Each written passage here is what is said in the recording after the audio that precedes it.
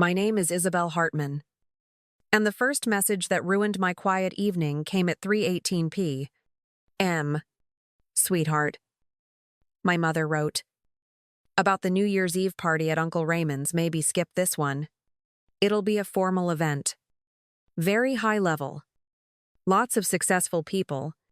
You might feel out of place. I stared at the screen long enough for the coffee beside me to go cold.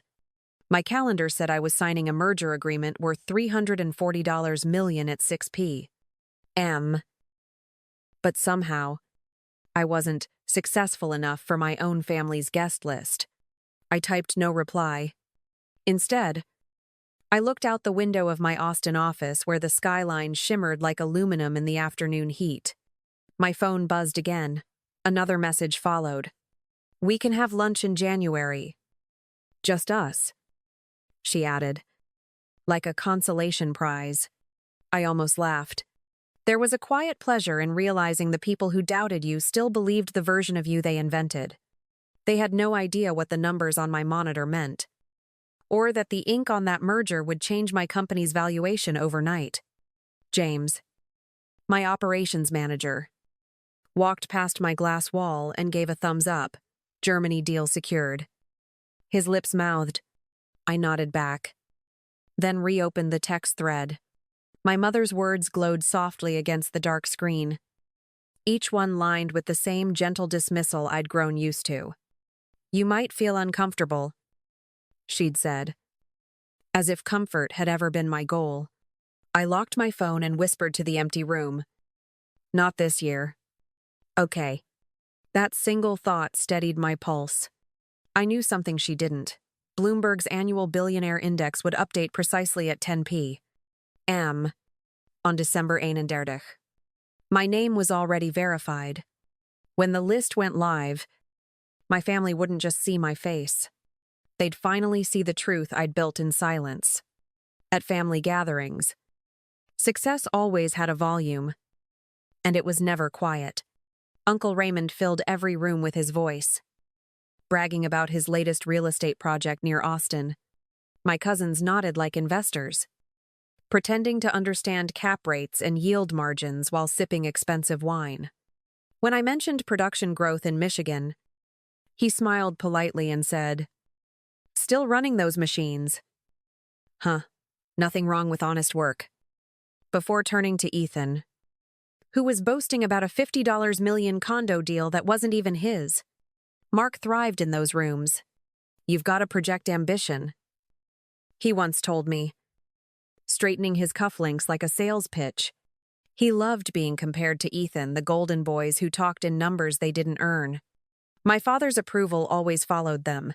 He admired people who knew how to move money. When he looked at me, his expression softened but never held pride. Only mild concern.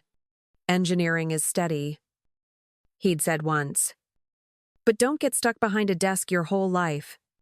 Doesn't matter. My mother tried to bridge the gap, but even her compliments carried apology. You're so good at what you do.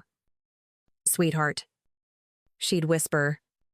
It's just not glamorous. I understood her fear. It wasn't malice. It was social survival. In our family, perception was currency, and my work didn't shine under chandeliers. At their parties, success wasn't measured in progress but in how confidently you could talk about it. I learned to stay quiet. The less I said, the more invisible I became, which seemed to make everyone comfortable. They spoke louder around me, filling the silence I left behind. It was strange, being treated like the least accomplished person in a room when my company's annual revenue could have paid for every glass of champagne they poured that night. I didn't correct them. You can't explain worth to people who only believe in noise. That night, while everyone in my family prepared for Raymond's grand New Year's Eve party, I stayed in my office and opened the Bloomberg press confirmation one last time. Final verification received. The email read, Your profile will appear in the 10 p.m. Central update. I whispered it aloud, testing the words the way one might test the edge of a blade. Isabel Hartman, Nova Dynamics. Net worth, $2. 4 billion. The number didn't thrill me, it only confirmed what I'd already built with sleepless years and steady hands. James stopped by my door with a stack of reports. Anything else before we wrap? He asked. Just one thing, I said. When the clock hits 10 on New Year's Eve. Check Bloomberg. He frowned. For news? I smiled faintly. Something like that. His confusion followed him out of the room. And I liked it that way. Some truths were best revealed by headlines, not explanations. The city outside hummed with holiday lights. And for a moment, I imagined the Whitmores clinking glasses, trading stories about venture deals they didn't close. They believed success was an invitation-only club. Tomorrow, the door would open without their permission. My phone buzzed again, another group text from Mark about the party's dress code. Tuxedo emoji and all. I muted the thread and leaned back in my chair, the soft glow of the Bloomberg page still pulsing on my monitor. The countdown had already begun. The driveway was lined with cars that cost more than some office buildings I'd inspected. And the valet gave me the kind of look reserved for people who clearly didn't belong. When I reached the front door, a woman in a black blazer stopped me. Name? She asked, scrolling through her tablet without looking up. Isabel Hartman, I said, watching her expression tighten. I don't see you on the list, she murmured, eyes darting toward the grand foyer where laughter spilled over the music. You're sure you're at the right address? I'm Raymond Whitmore's niece, I answered, and she hesitated just long enough for the silence to sting. A moment later, Raymond appeared, his smile practiced and thin. Isabel. Well, this is unexpected. I thought your mother said you couldn't make it, he said, voice dripping with surprise. Plans changed, I replied, stepping past him. He followed, lowering his tone. You might not feel comfortable here tonight. The guest list is, let's say, very accomplished. I didn't pause. Then I'll fit right in. 1.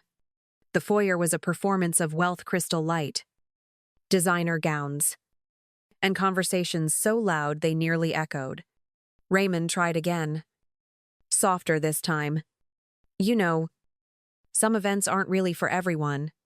I met his eyes. That's what Mom said. He blinked, unsure if I was joking, then shifted his gaze toward a group of men discussing hedge funds. Make yourself at home, he muttered, already halfway back to them. I smiled because I already had. Inside, I recognized Mark's voice before I saw him. Izzy, you came, he said, glancing over my outfit. Brave choice. This crowd can be intense.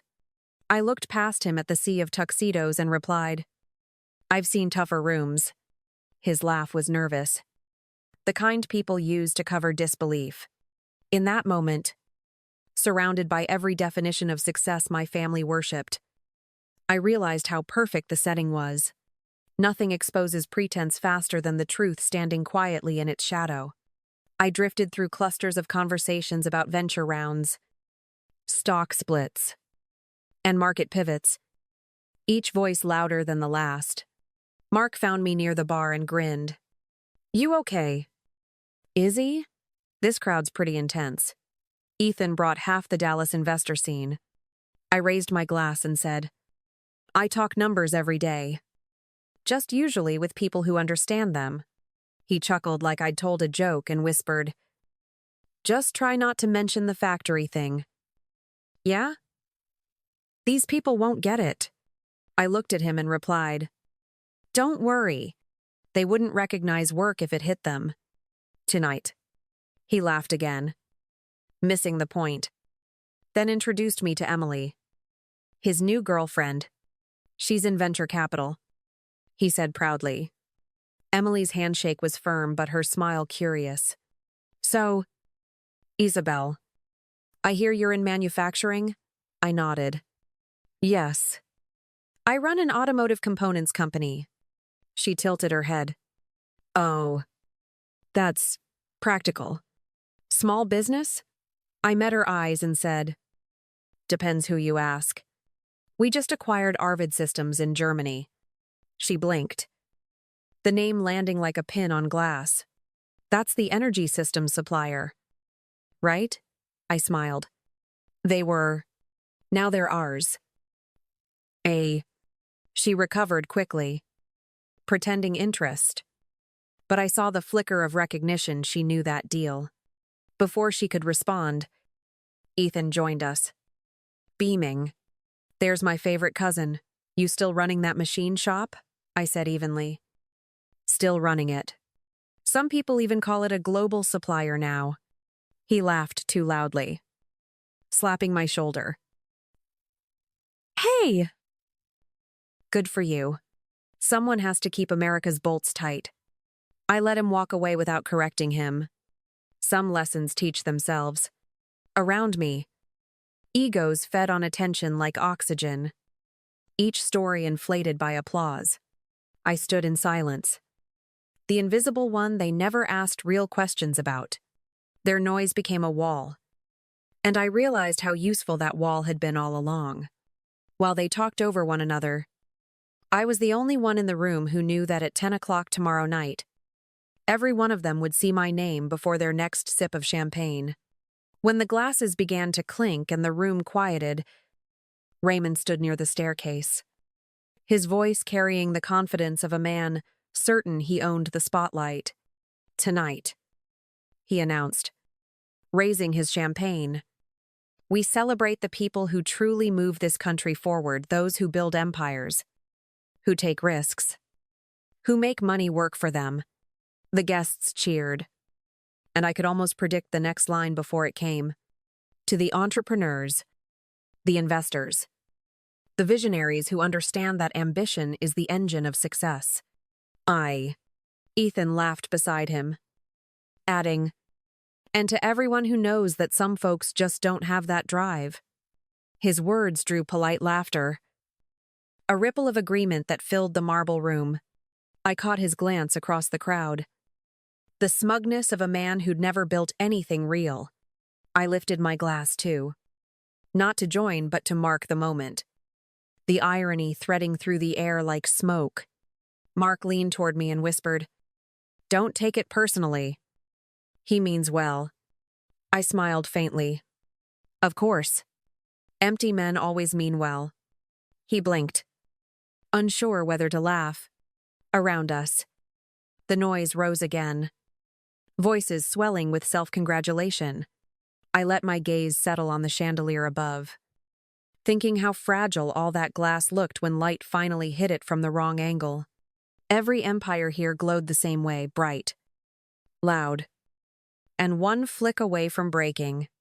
The countdown clock on the big screen flashed 9:59, and voices filled the room, layered with laughter and half-drunken celebration.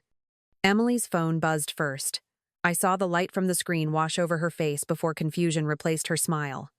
Mark, she whispered, tugging his sleeve. Is your sister's name Isabel Hartman? He frowned. Yeah. Why? She turned the phone so he could see. Because Bloomberg just listed her on the billionaire index. It's not aunt.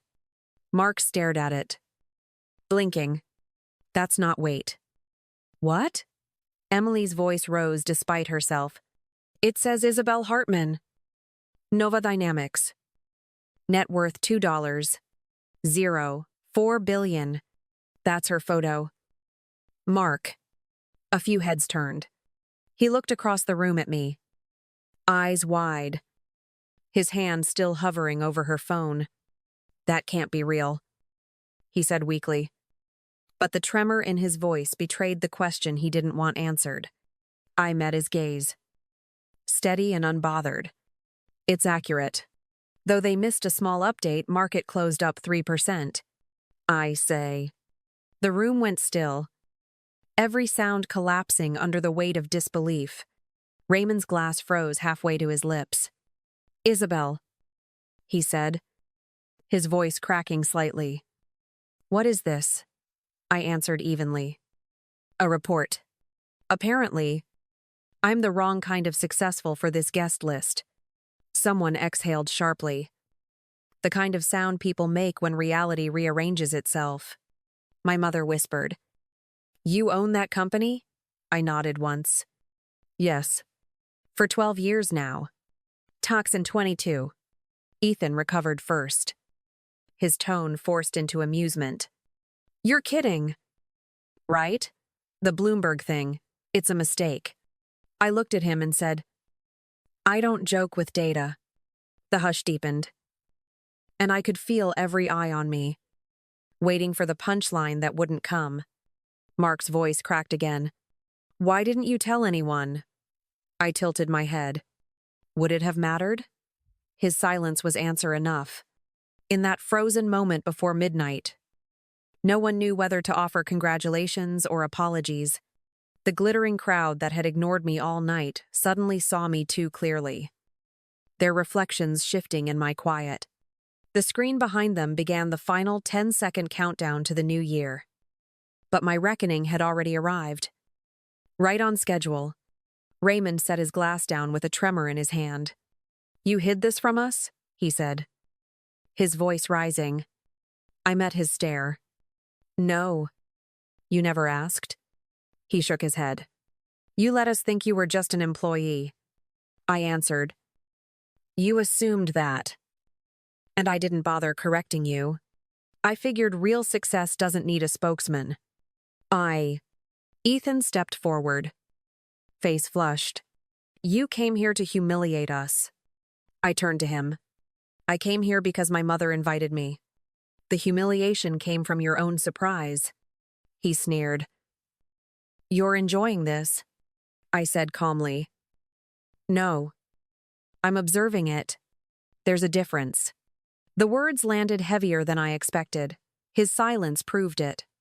Raymond tried again. Slower this time. You own that entire company? The one with the German acquisition? I nodded. Yes. We supply power systems for over half the EV market. He swallowed hard. I told you to get into real estate. You could have made a fortune. I let the corner of my mouth lift. I did. I just built something instead of flipping it. Around us. The air tightened. No one laughed this time. My mother whispered. I don't understand. You built all this. And you said nothing. I looked at her gently. Because you all already decided who I was. Nothing I said would have changed it. Her eyes shimmered. Guilt softening her voice. We were proud of you. Just in the wrong way. I replied quietly. Then tonight was overdue. 8. In that instant, I realized I didn't need the room's approval. Their disbelief was enough a mirror showing them exactly what they'd chosen not to see. The reckoning wasn't loud. It didn't have to be. It was the sound of their certainty breaking. One quiet truth at a time. The music had faded. And so had the noise. Conversations turned into cautious murmurs. Then into the kind of silence that follows something undeniable. A few guests approached me with awkward smiles, holding out their phones as if proximity might explain what they'd just read. Raymond stayed by the bar. Motionless, staring into a glass he no longer drank from. Mark came closer, his voice careful. You made them all look small tonight. I said. No. They just finally saw their real size. He nodded once, unsure if it was agreement or defeat. Across the room, Emily whispered something to him, her tone low but reverent. For the first time, no one in that house had a story bigger than the truth, standing in front of them. My mother found me near the doorway, eyes still wet. I should have been proud sooner, she said, gripping my hand. You just saw me through their eyes. I replied, soft but steady. She looked around at the glittering crowd, now quieter than I'd ever seen them. They don't know what to say. She murmured, I glanced back at Raymond and said, "Good. For once. Maybe they'll start listening." The storm had passed, but its silence said more than any apology ever could. A month later, Raymond visited the Nova Dynamics headquarters, walking through the production floor in silence. He stopped beside me, eyes scanning the machines he once dismissed as factory work. "You built this," he said quietly, his voice stripped of arrogance. I replied, "You told me to find something more strategic." "I did." He nodded slowly. "I thought I understood success." "I didn't." I met his gaze and said, "You just measured it differently." When we reached the lobby, he paused beneath the wall of patents. "You proved me wrong." "Isabel," he said. And for once, it didn't sound like an apology, it sounded like respect. "You didn't have to come tonight," I answered. "But I'm glad you did." He smiled faintly. "You were right about one thing. There's better money in building than in buying." The line made us both laugh. A rare moment of peace between people who finally saw each other clearly. Later, my parents visited too. My father touched the framed Bloomberg article in the hallway and whispered, "I should have asked about your work instead of assuming I knew it." My mother added, "We were proud of the wrong details." I told them, "Now you see it." That's enough. Standing there, surrounded by what I'd built, I realized I no longer needed to be seen by them to exist. But they saw me anyway. And for the first time, they finally understood what that meant. The city was still half asleep when I drove across the bridge, the skyline fading behind me like a memory finally released. On the radio, a morning segment mentioned Nova Dynamics, describing it as the quiet revolution in American engineering. I didn't turn up the volume. I didn't need to hear my own name to know what I'd built. Success no longer felt like a headline, it felt like peace. My phone vibrated once. A message from my mother. "Breakfast soon? Just us." I smiled and typed back, "Yes. Just us." The air smelled like cold metal and morning rain. The kind that wipes everything clean. For years, I'd chased recognition from people who spoke louder instead of deeper. Now the silence around me carried more truth than any applause ever could. When the light turned green, I whispered to myself, "They finally saw me." Not out of pride, but relief. They had needed proof. I only needed distance. What once felt like a battle for validation had turned into something gentler ownership of my own story. And as the road stretched open ahead, I realized victory had never been about being seen. It was about never disappearing again. Thank you for staying with me until the end of this story. Maybe you've been overlooked too, waiting for someone to finally see what you've built in silence. Sometimes, the real victory isn't proving them wrong, it's knowing you never needed to. Stay a while and hear the next story unfold.